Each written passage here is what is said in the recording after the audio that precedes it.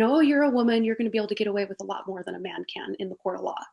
Like whether or not that's true due to stereotypes, there is still going to be so much after an incident with, hiring an attorney, having that retainer, going through all the court proceedings and all of that financially, that just like he said, you can't rely on, oh, I'm a woman, I'll be fine.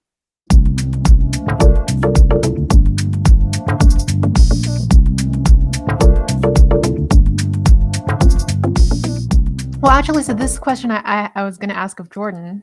Did reading the book change anything about the way that you develop a training curriculum or progression curriculum? That's a really, really great question. I mean, in many ways, yes, it has brought to light, the ways I think about programming and conditioning and everything, absolutely, and try to make things more, well-rounded. However, I still encourage, like, that's why I wanted to bring you in and talk, because you're actually, both of you guys, I have more, you're a self-defense instructor. I teach firearms, but I'm not going to tell people that I'm a qualified, like, self-defense fighting instructor, because I'm. Jordan, we lost you again. It has brought. No, I swear, every time I talk, it brings it. Yeah, every time I'm like hanging on your every word, and then you suddenly freeze, and I'm just like, damn it. I am sorry for the inconvenience, you guys. I didn't plan for that contingency being away, but I just want to hear what you have to say.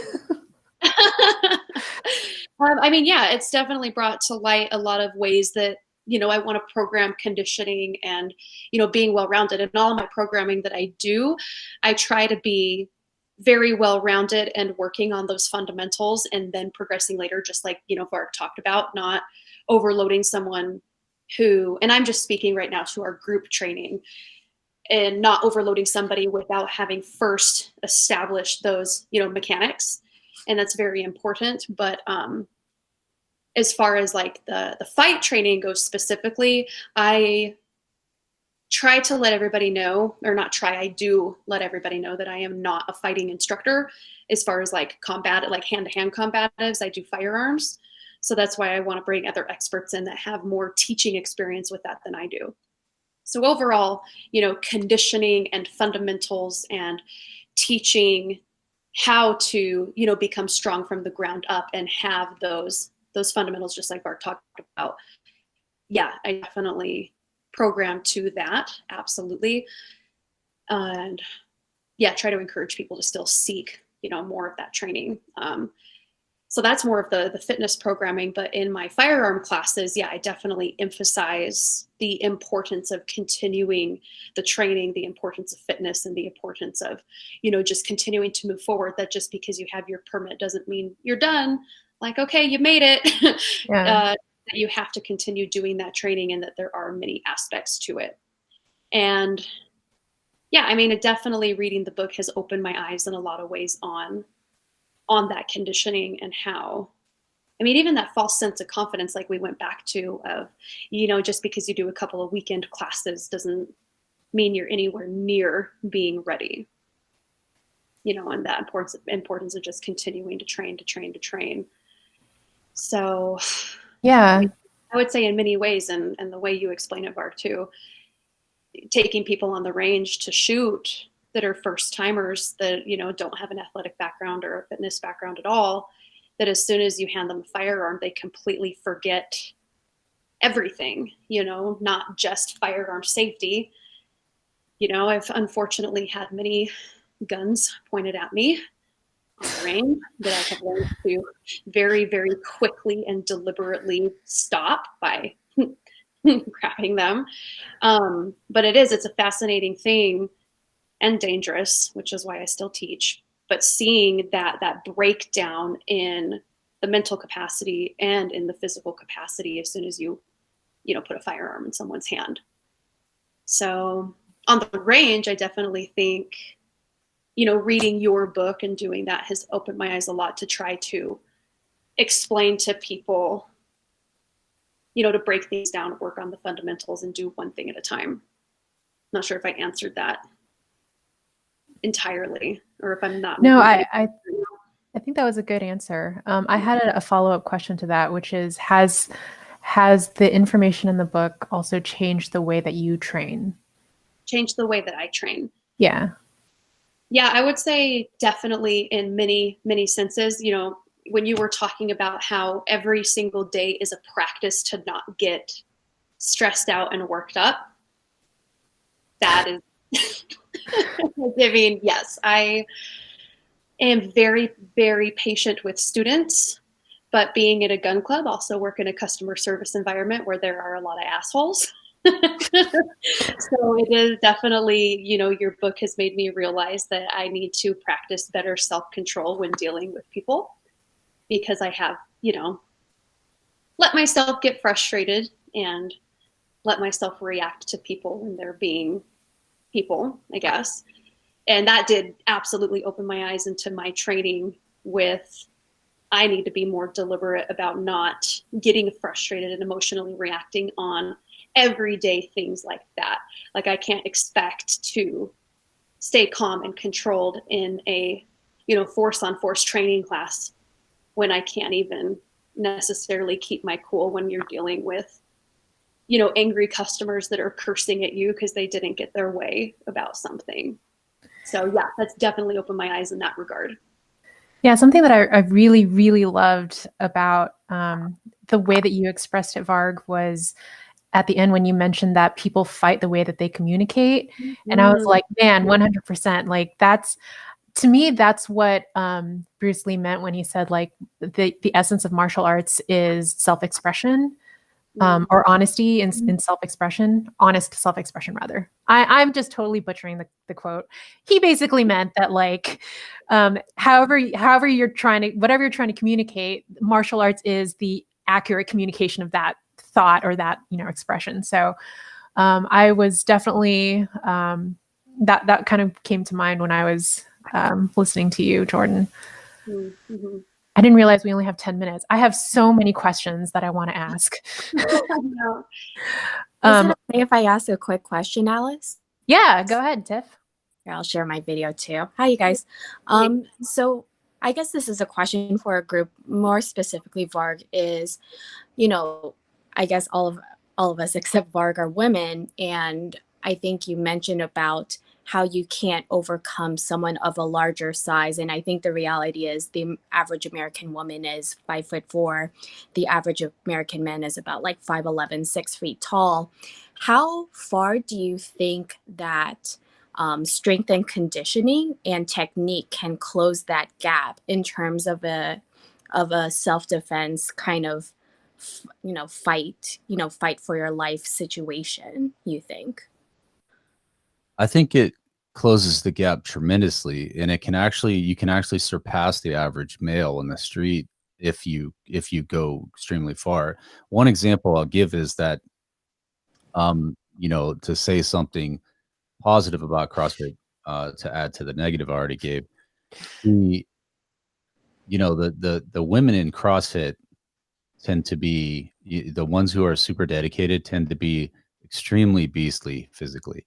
Oh, yeah. And so when I've done a few self-defense courses in CrossFit gyms, and I'll get, you know, Spartan suit on, and I'll say, you know, I will attack you, and you can go 100% on me. I'll give them some gloves and some headgear, and I say this, you know, and most women have never had the chance to actually feel what it's like to go 100% on someone.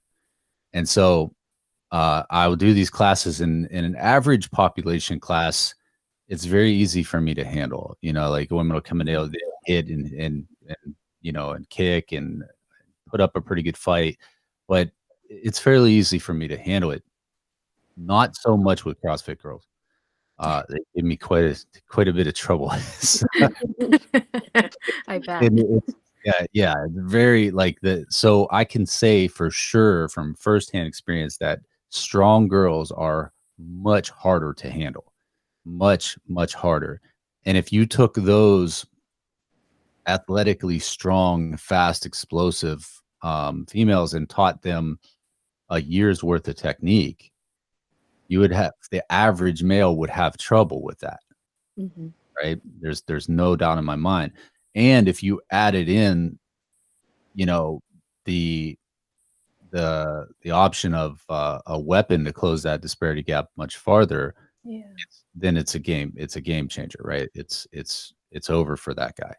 So if you have a incredibly strong, fast, explosive woman with some good technique and she has a weapon, like I don't, even if it's a blunt weapon or an edge weapon, something like that, like I really think that those are the steps towards closing the gap and then surpassing the opponent. I think it's absolutely possible. And like I said, firsthand, going up against those really athletic girls that are strength training and doing competitions and stuff like that, girls are incredibly hard to handle, and that's just something that, if you got a girl that's deadlifting 225, I only weigh 185. So, yeah, but So she could deadlift you and a 50-pound sack of yeah. So you gotta, it's just depends on how much you want to dedicate to either one. If you dedicate, X amount of hours a week to strength training, X amount of hours a week to technique, that's a lot. That's a big portion of your life. So how much of it do you really want to spend? And my answer is always like this. Here's the thing that you need to do as a woman. Or a small, I've had some small guys that were not fighters that come, like I've had some like stereotypical accountants show up and they're like, small, non-athletic, nerdy guys that have never played sports or been in a fight in their life. And, like those guys are in the same category. Any small human being that's just non-athletic and non-built for this, right? Your disparity of force gap has to be closed somehow. You can move yourself way closer with strength conditioning and technique work and then fill the small rest of the gap up with weapon. But the less strength and technique work you do, the more weapon and more lethal force you're going to have to rely on. And that's good and bad because you're going to have to go lethal way before other people would. That makes sense. So do you think that kind of that pyramid, I just thought about that, is that most self-defense kind of goes the inverse of what you're recommending. So you're recommending strength training, technique, then weaponry. Most self-defense is actually the inverse, which is let's throw a gun at you. We'll have you pop some shots at a target a few times and, maybe we'll have you do some jumping jacks. I'm just being facetious, but it's kind of the opposite of what you're recommending. Yeah, because they don't, I won't speak for them, but I'll say this, like, if you look at the problem logically, the more strength and conditioning and technique you have, the more you're able to control the environment, control the situation, control the opponent. The less strength, conditioning, and technique you have, the less you're able to control, the more you have to react. So reaction puts you in weapons status to me, right? Like the less control you have, the more you're going to have to rely on that weapon. And that's why that's why you see law enforcement and other people who have no physical conditioning, no fight skills, no training will go to that gun immediately because it's the only answer they have and they know it and they get scared and they're like, uh-oh, and they go to the gun because that's the only answer they have. That actually can complicate situations and make things worse. And you're, as a woman, you have some legal and public opinion, leniency due to disparity of force, right? But still, you don't want to rely on that, for your aftermath to be okay just because you're a woman. You want to be able to say that, I truly did everything I could to not have to go to the weapon right away. Now, the lazy person that just wants to put a gun on, doesn't want to do any work, any training, go to the gym, nothing. That person thinks that gun's going to solve every problem. So you want to be, you think of that person as the extreme. The gun is all the way back to the beginning for them. That's the first thing they go to. And you want to be as far from that person as possible. So you want to push that weapon, the reliance on that weapon out farther and have more strength, conditioning, and technique to think about to use at your disposal before you have to go lethal or before you do. Now, if you have to go lethal immediately, then you're still better off because you have strength and conditioning and technique. You can control your heart rate better. You can control your physiological responses better. Like you're just much more in control the more in shape and prepared you are.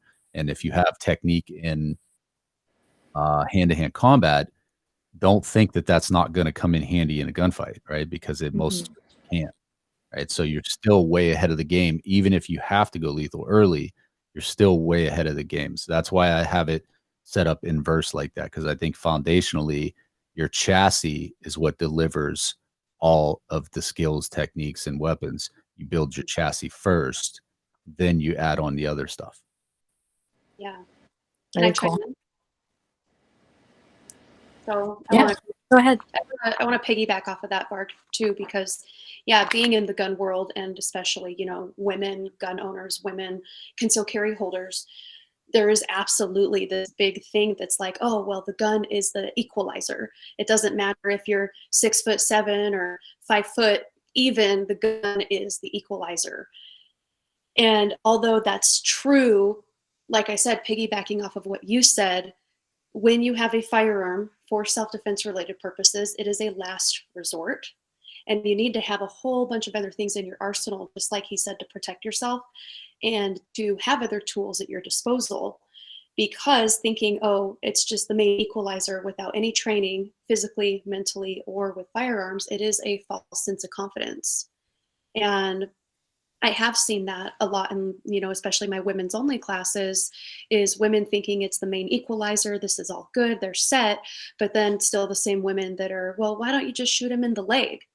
You know, I'm not sure that I really could just take down the threat. So there is so much that goes into that. And then not even considering the future as well. Like you said, as women, yes, when we are, you know, and I've even had self-defense instructors before saying, you know, oh, you're a woman, you're going to be able to get away with a lot more than a man can in the court of law. Like whether or not that's true due to stereotypes, there is still going to be so much after an incident with, you know, hiring an attorney, having that retainer, going through all the court proceedings and all of that financially, that just like he said, you can't rely on, oh, I'm a woman, I'll be fine.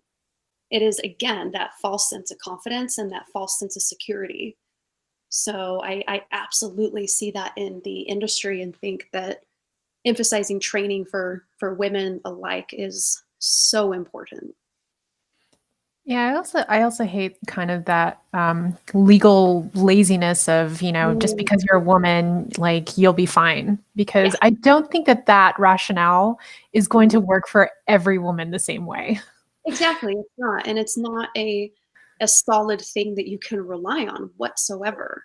Okay, I wanted to ask about the conscious competence learning matrix, because so when I started martial arts, my main goal was to be able to do things without thinking about it, and I realized from reading the book that that actually isn't like the highest level that you can possibly get to, which is like kind of biting me in the butt as a teacher because I can't actually explain like why I do what I do. So this fifth stage of retroactive articulation, how would you consciously develop that? So here's the thing. I think that some people are not going to develop it. That's okay. I think it's just, and the reason that I think that is because I've seen some, you know, I know a lot of really high level guys, and I've worked in the industry for, you know, a strong decade now, nationally, where I'm traveling around and I'm, you know, working at conventions and conferences and law enforcement, tactical officers association conferences, stuff like that. And I'm working around a lot of guys that have done a lot of high level operations. You know, I've got some friends that were in very elite units that went in, it did a lot of really heavy work, heavy casualty work, in small teams and stuff like that. And some of these guys would be absolutely terrible teachers, right? Like just completely high level. Like if you want to send somebody in to break stuff, like these are the guys to do, right? but to sit and teach a room of like newbies, I don't like know, just go in there. go there, break something, you know, like. And so that's like the I think it's not everybody is a teacher, right? And we have to face that fact first, right? Like not everybody can be a teacher. Some people are instructors, some people are teachers, you know, and all that whole cliche thing. But in reality, you know, it takes a certain type of person to actually be a teacher. And one of those qualities I think that makes a really great teacher is that retrospective articulation from experience, being able to look back at, you know, it's really fast moving, high stress events, and be able to look back and think, you know, why did that happen, and understand kind of, you know, not only why did I do that and how did I do that, but what events in my life led up to that capability, right? Like what events in my life led up to me being able to look at a guy standing there with a knife and not be afraid, or to go into action and do this or that or create this diversion. Like, and for me, I can answer, you know, very much and say, okay, orientation was the prime driver for my actions, and my orientation was built through a lifetime of violence exposure and this and that, right? So being able to look back and say, the student comes to you and says, well, I didn't grow up like you, and I didn't go to prison, and I didn't get into these fights, and I'm not a cop or a law enforcement officer, so how can I develop that orientation? And now you have to be able to look and say, okay, how can I take lessons that I learned and try to make them into mock simulation events that can kind of trick the brain into learning these things without them having to go through those uncomfortable situations, right? And so that's what retrospective articulation really, that's where it really shines, is being able to construct the learning objectives and the environments for learning that not only do you understand what you did and you understand why you did it and what events in your life led up to you being able to decide to do that, but you can create that environment in a learning setting to allow the students to have that. So that's the real application of retrospective articulation. And I don't think everyone has that or is going to reach that. Huh. All right. That's really interesting. It's what do you think about it?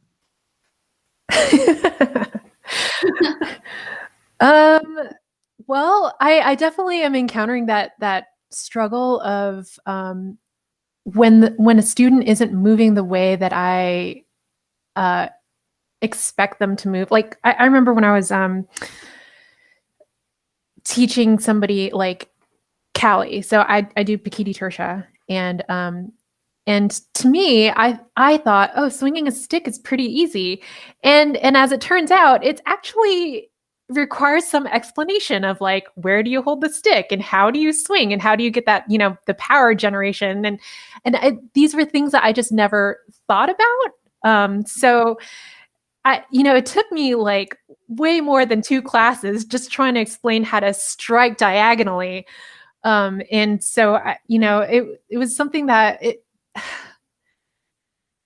I kind of felt like I failed as a teacher because I couldn't figure out how to articulate it in a way that they would get it the first time. And I didn't know how to create that scenario or create an analogy that would give them what I had. And so I was curious if that's like something that you eventually acquire. Like, do you just like you just keep trying to describe it until they get it, or like how exactly like can you build this as a teacher?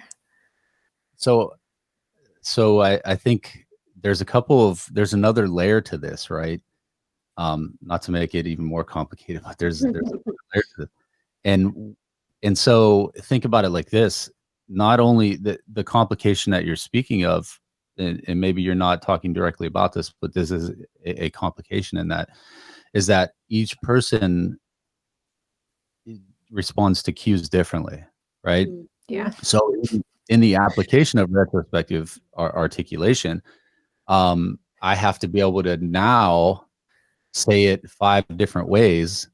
Yep. Or 5 different people, right, to understand. So an example would be, and I don't know anything about swinging sticks, but however, I'll take a stab at like giving an example, like where one person would respond to, you get them to do what you want them to do by explaining flicking the wrist. And another person doesn't understand that, but you say roll the wrist and they do the exact same thing that you just told the person to flick the wrist, right? Like, and to those people, rolling the wrist and flicking the wrist are the same thing, but to you it's totally different. And it's the same thing. Like if I'm thinking, you know, I'm a level 1 Olympic weightlifting coach. And so I teach the clean and jerk and the snatch, is 2 most complex movements in sports, right? And some athletes I will say, you know, you have to, they're like, how do I get under the bar? And I'm like, you have to violently drop, you know, violently drop. And they're like, oh, okay. And then I'll tell another one that, and they're like, I don't get it. And I'm like, you know, thrust yourself under the bar by pushing up on the bar. And they do the same exact thing as violently drop just did, right? Like, and it's 2 different cues. It's 2 different like terminology sets that I'm using that. And as a teacher, you have to be able to like really dial into that and say, okay, I've got different learners here. And not only now do I have to like understand what I did and why I did it and what led up to that, but now I have to communicate it in 5 different ways to 5 different people. And you get that experience too, Alice. Like, yeah, same thing. You're teaching people to squat or deadlift or whatever it is. Even in the firearms, you know, when we teach proper form with shooting, most shooters want to lean back because they're like afraid of the recoil. And they're like leaning away. So I'll say to some people like, okay, I want you to think that your nose is over your toes, trying to get them into a forward position. Some people, boom, go right into it. Other people somehow think that that means I'm telling them to go into a squat. You know, so yeah, Varg's totally right. You're going to come up with 5 different things to say that click with different people and get them in that exact same position. And that's just time and experience. But, and here's what I'll say too, Alice, I can tell this from talking to you that you're probably a really good teacher. And the way that you think about things in depth and study and things like that denotes someone who's really, you know, passionate about teaching, wants to do the best that they can. And I think that's the criteria that really makes a teacher. And so to put your mind at ease about all this stuff sounding complicated, what Robin points out, or what Jordan points out, is that there's patterns to this. So it's not like an unending variations that you're going to run into. You're going to forever try to come up with new ways to communicate. Like you'll see patterns. Like she talks about a very common pattern of new people standing back, like leaning backwards. It's a super common, and you'll learn like 3 to 5 different ways to say it, and those 3 to 5 will work for 99% of the people you encounter, right? So you'll encounter patterns of people whenever you're doing something, and say it's stick fighting, right?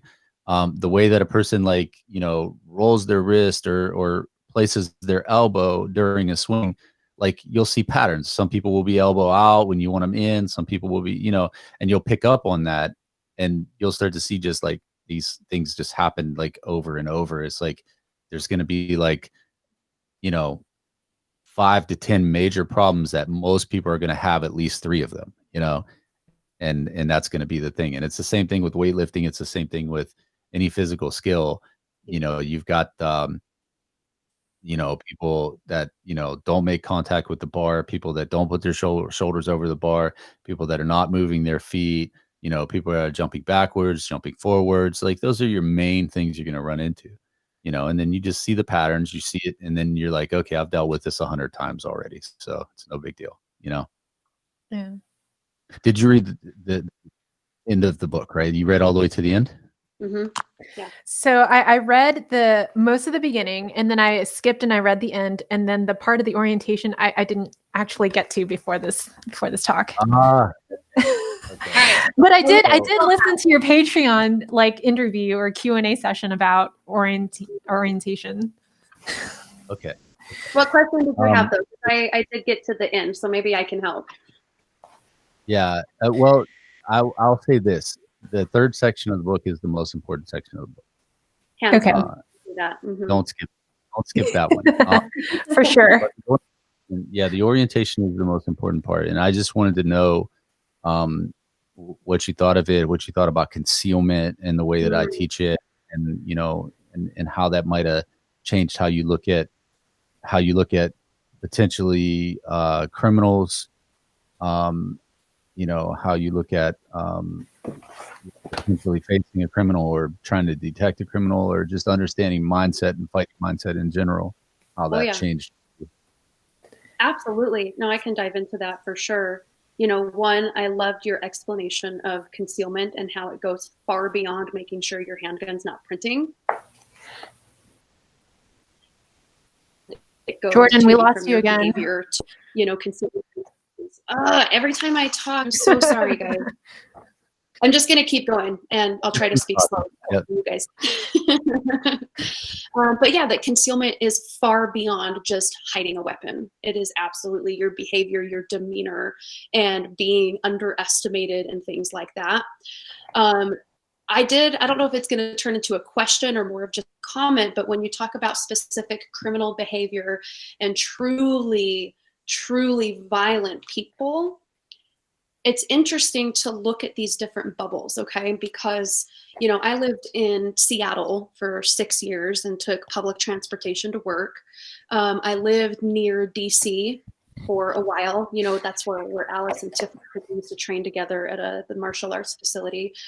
But I have many, many years of doing public transportation, being in big cities where, being followed and catcalled and things like that was like normal, everyday occurrences. So when I first started getting into self-defense and de-escalation and how to present myself as not an easy target, it helped me a lot. And because before all of this, like I said, I'm a survivor, and I was very, what's the word I'm looking for? I was afraid and insecure for a very long time.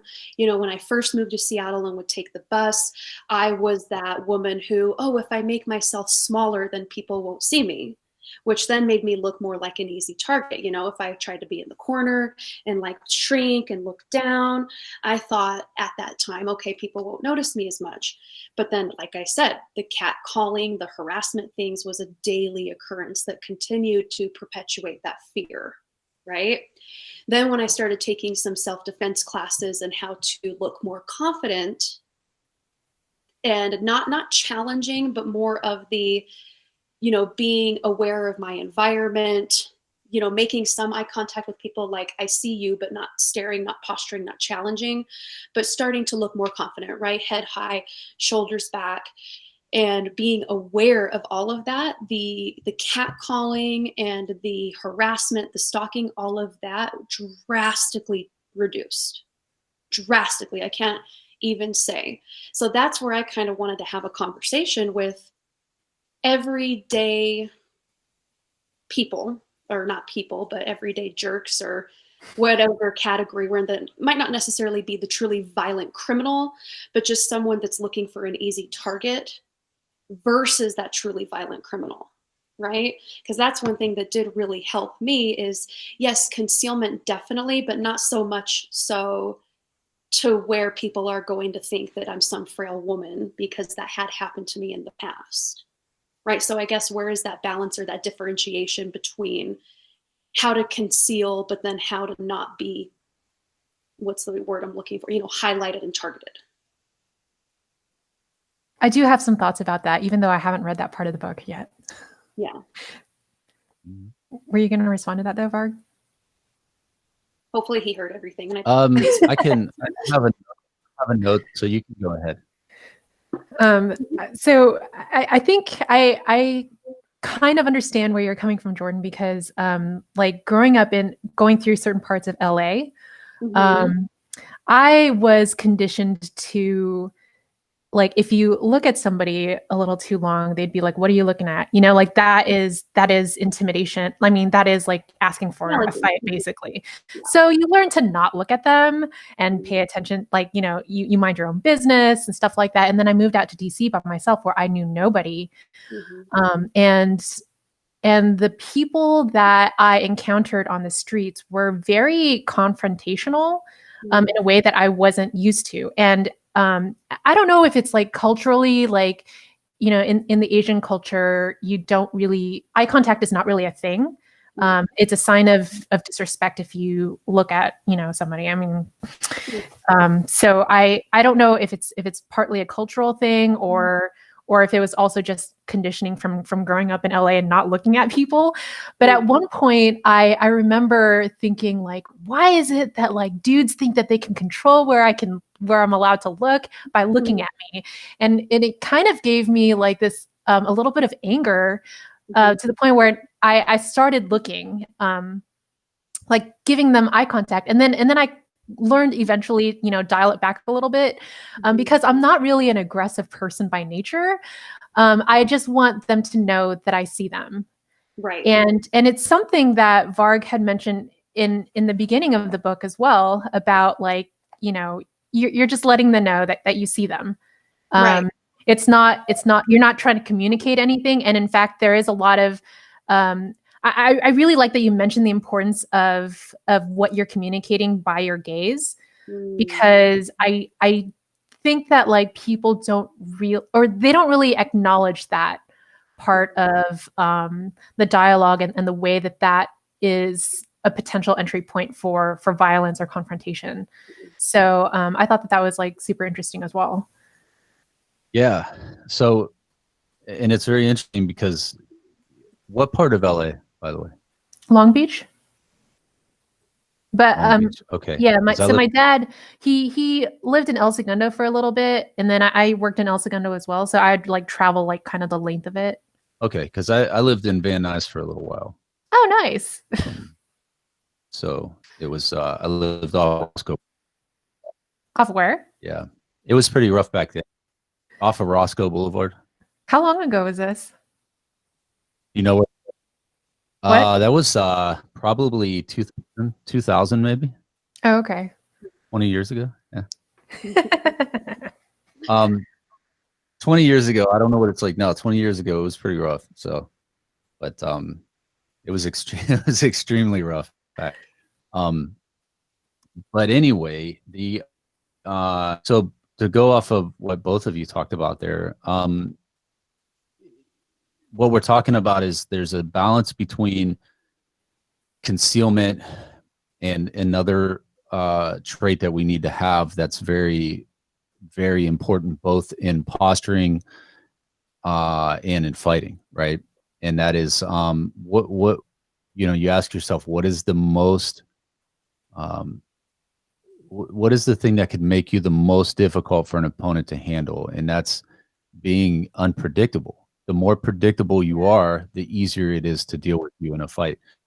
The easier it is to communicate with you, right? You can, if a person is 100% predictable, you can solicit reactions in them and get what you want out of them because you know what they're going to do, right? So 100% predictability is a terrible thing as a communicator, whether it's violence communication or verbal.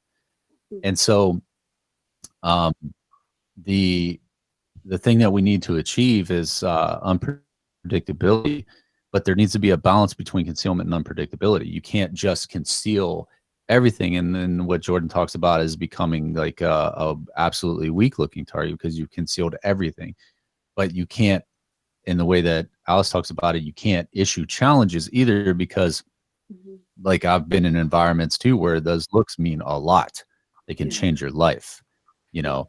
And so you have to have that. And one of the things that I found, you know, and this is in the, you know, absolute violent jungle of prison, the way that it's dealt with is by balancing concealment and unpredictability and creating an image of comfort when you're expected to be uncomfortable.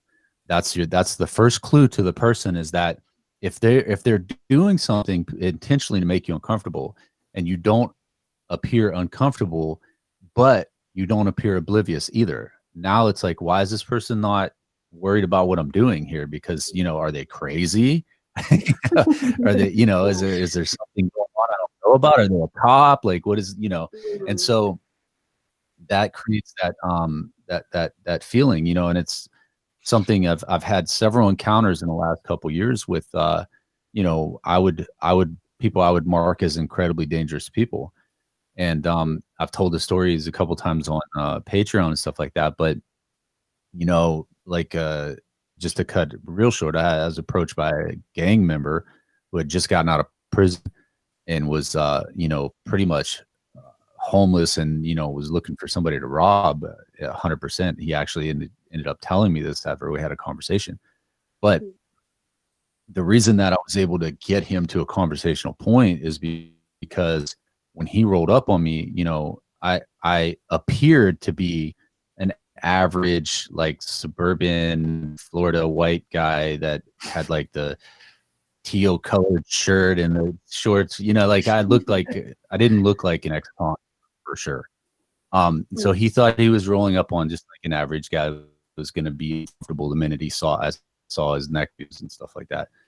And I wasn't, and I was very comfortable, and I let him know without like issuing a challenge to him that, you know, I'm actually comfortable with you in my space like this. And I'm actually comfortable with whichever direction you want to go from here. Like I'm super comfortable with it. And if I, you know, and I'm thinking in my mind, I'm thinking if I need to kill you in this park, I'm comfortable with that too.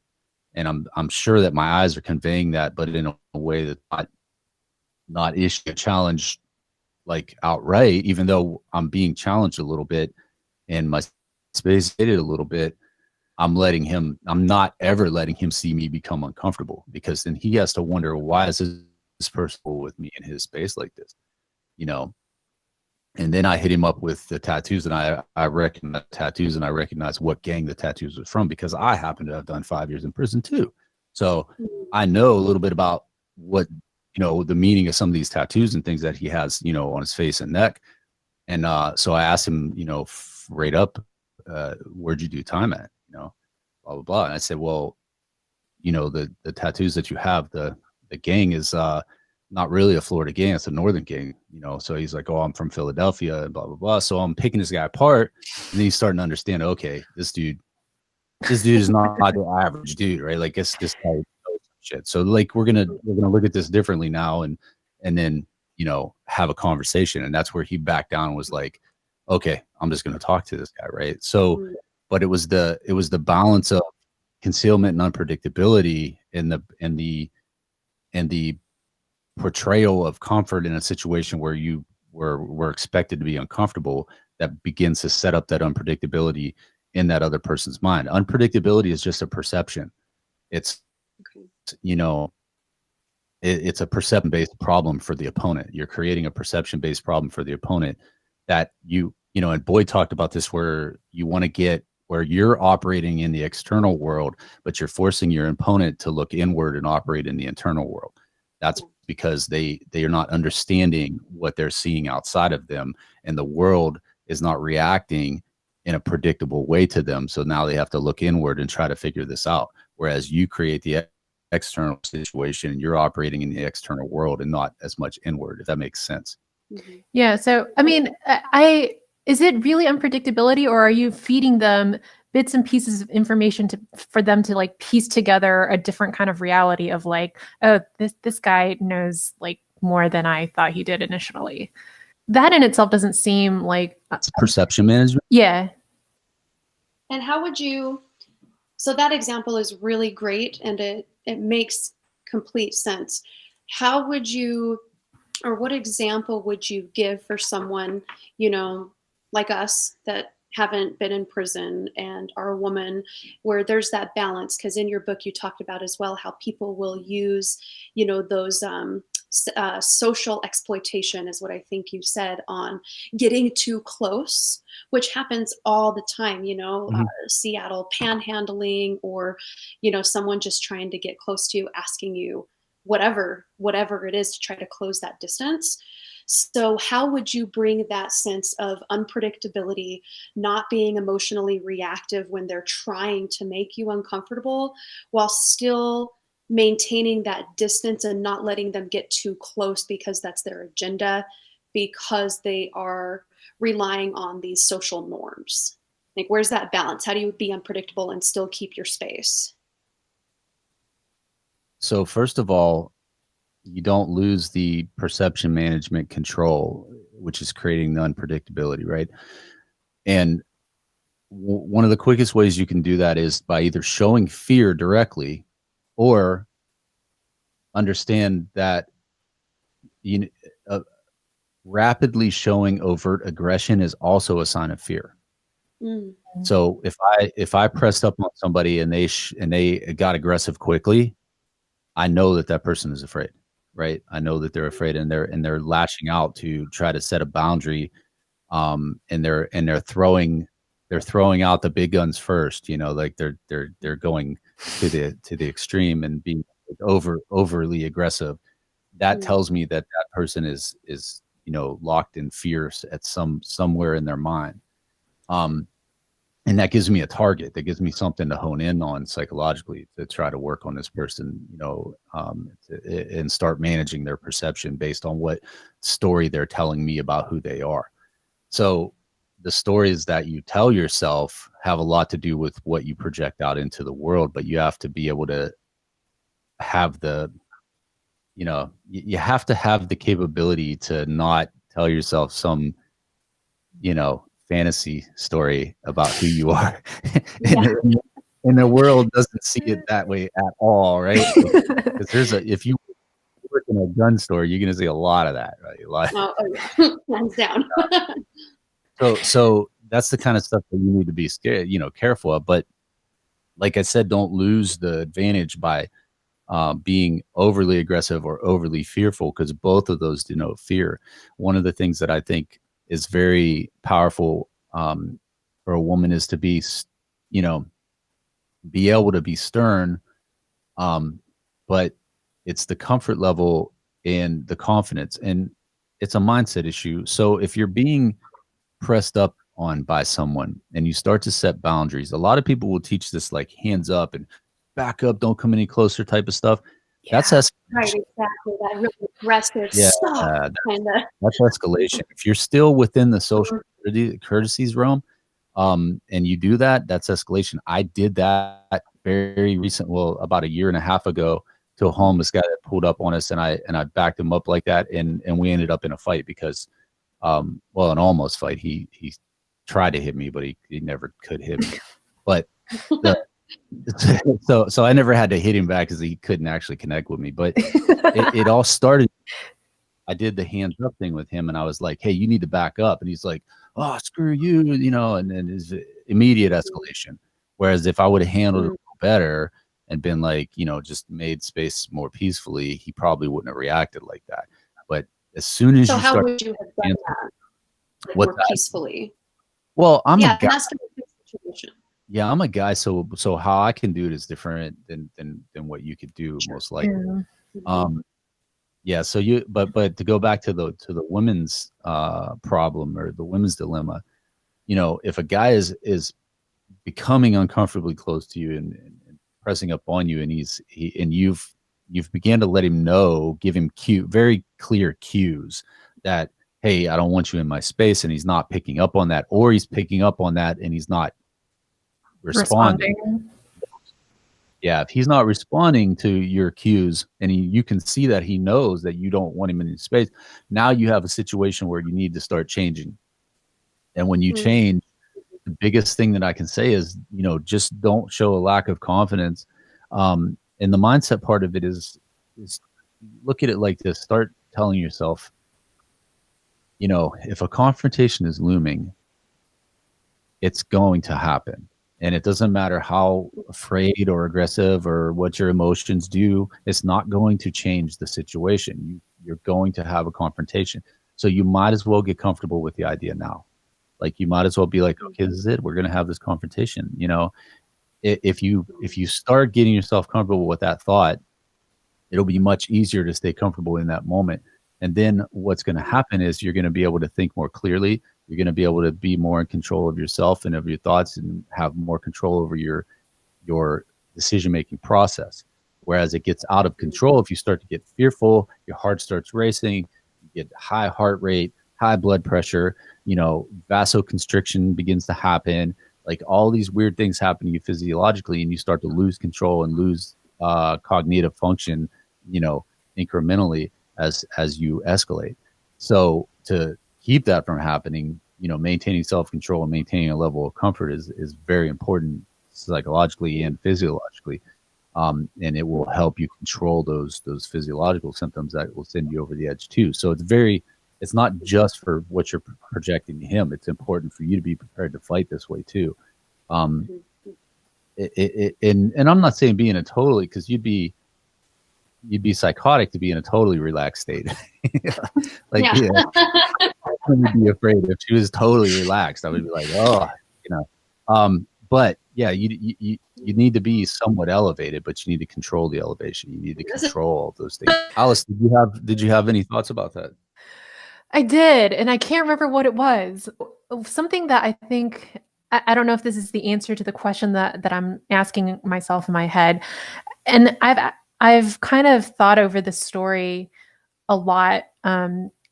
So last year, my husband and I went to Memphis, and we were approached by this guy who, it was really strange. I had just finished like an armbar seminar for 2 days, like a Saturday and Sunday jiu-jitsu seminar. And this homeless guy was like talking with us, him and his friend, when he put his arm around me. And I already wasn't feeling that comfortable, because generally in an urban environment, people leave us alone and they don't interact with us. So having a stranger come up to just chat with you is a little bit weird for me. But also I don't really understand Southern culture, so maybe that's a thing. So I just kind of let it happen. And then at one point when he put his arm around me and I saw him glance at my camera and also glance at the phone in my back pocket, I was like, oh shit. And I realized then that I only had two basic responses, which is be super kind or break his arm. I didn't know how to modulate the responses.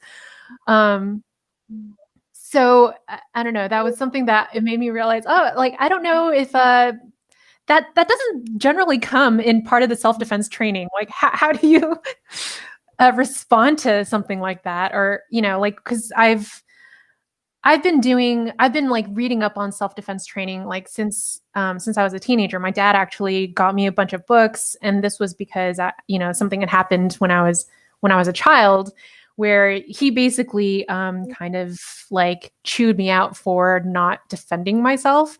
And so he gave me a bunch of books, but there was so much there were so many instructions for always be alert and learn to de-escalate, but no real explanation for how exactly you go about doing that. So I don't know. Those are the thoughts that I have as you were talking about this. In terms of what exactly is the right response. And I know that the response differs from situation to situation, depending on who you're dealing with. I had an instructor, I was talking with an instructor recently about self-defense training and the difference between women's scenarios of violence and men's scenarios of violence, because a lot of what he was teaching me was the scenario of somebody getting into my face. And for me as a female, having a man come up and yell at me or stare me down into my face, that's not actually what I'm worried about.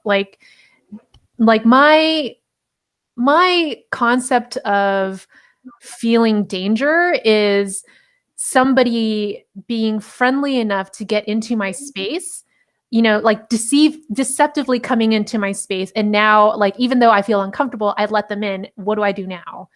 That scenario, I think, I've never really been trained for that. And so it's like something that I have to like come up with my own responses for. But I remember the instructor saying like, well, women have this ability to be able to play coy and deceive, and then use that as a way to draw them in so that you can make your initial, moves and stuff like that. And I remember thinking like emotionally, or, from a mental space standpoint, that's going to be really difficult to try to act coy and to try to act seductive so that they would lean in so that you could get your first shot. Like, I just don't know how that would really play out. I mean, that's something I would have to practice if I was going to be that deceptive, because if I'm about to throw something at somebody, they're not going to think I'm trying to like seduce them, they're going to think something's coming. Like, so I don't know. It was just, that was some of the thoughts that I had about this. What would that first move be? I don't even know, man. Like, because it's not break their arm, knock somebody out. Like I can tell you, it's incredibly challenging to have one move that kind of like incapacitates someone. Yeah, I think that like the first answer again is that maintaining a certain level of comfort allows like a couple of things. It allows the physiological control that I talked about. It allows you to scale your responses, right? You don't have to be extreme one end or the other. It allows you to think clearly, and most importantly, to purify or keep pure your decision-making process. So, one of the things that, Spinney and Richard talk about is incestuous amplification. And I'm going to talk about this in my new book, but it's basically where your own biases feed your orientation in the moment, right? So your orientation is how you make your decisions. It's all the things that your cultural background, which we've talked a lot. You didn't understand Southern culture, or there's influence of Asian culture, and like there's all these cultural influences in your decision-making process. And there's your experiences and your level of confidence, and all of this stuff makes up your decision-making process, right? And the other thing that happens that influences your decision-making process is obviously what's going on in the moment. So what you're observing in the moment in the environment that you're in at that current time. And if you allow your biases or your fears or your emotions to feed that orientation, that decision-making process, now you're amplifying incestuously, right? You're inside of your own loop, and you're not clearly taking in the information from the environment anymore. Now you're just feeding yourself with your own ideas, and that can be very dangerous. It causes people to go into rooms and shoot no-shoot targets, or shoot targets that have a cell phone or a cop, that has a badge displayed, things like that, because they go into a room expecting to see a bad guy, and they're not observing the actual world in front of them. They're seeing what they think they want to see, or what they thought they were going to see. And that's incestuous amplification. That's biases like feeding your actual orientation.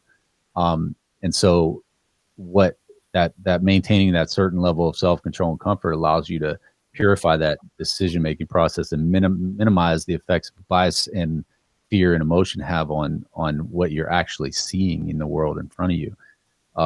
And so I think it starts there, and then, it's basically being able to just make good decisions from that point on. And it's always going to be, as you say, different for each person, each circumstance, each area you're in. But being able to make good decisions from that point on